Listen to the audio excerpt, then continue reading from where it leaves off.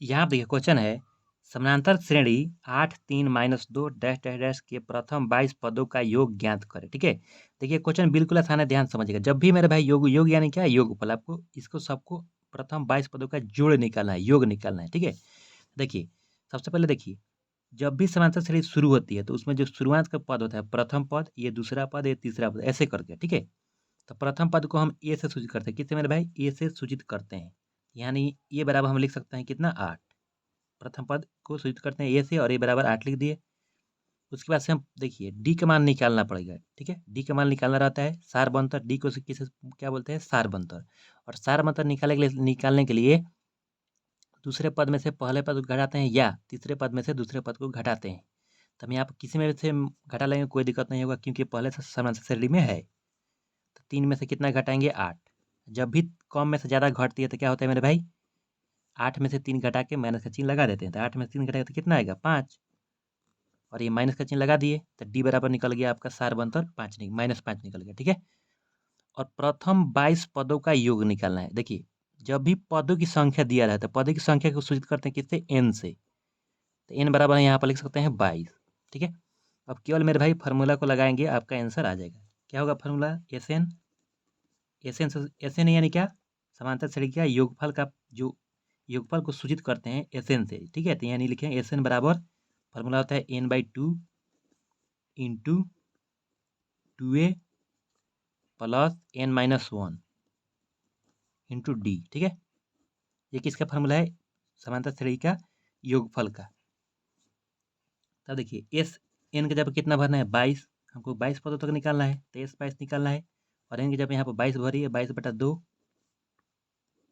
2a, तो 2 और multiply ए, तो ए का मान कितना है, 8 है। यहाँ मल्टीप्लाई का साइन क्यों लगा है, क्योंकि अंक में मल्टीप्लाई का चिन्ह लगता है। ठीक है, यहाँ पर 2a था इसलिए नहीं लगा है। ठीक है, फिर प्लस एन का मान कितना भरना है, 22 भरना है यहाँ पर, फिर -1, 1 है तो 1। डी का मान कितना निकाला है, -5, तो इसको लिख लेते हैं -5।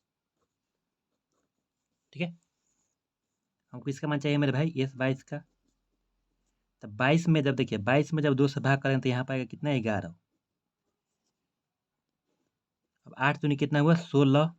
ठीक है, फिर प्लस 22 में से 1 घटाएंगे तो कितना मेरा बचेगा, 22 में से 1 घटाएंगे तो बचेगा कितना, 21। फिर मल्टीप्लाई -5, ब्रैकेट बंद। ठीक है, फिर एस 22 हमको निकालना है, तो यहाँ पर होगा 11, 16।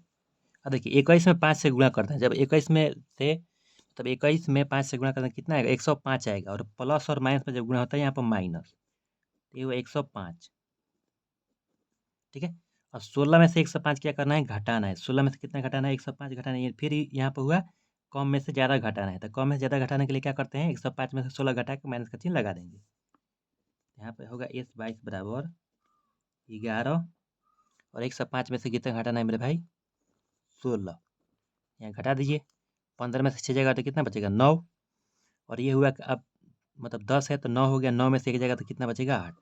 यहाँ पर हुआ मल्टीप्लाई -89।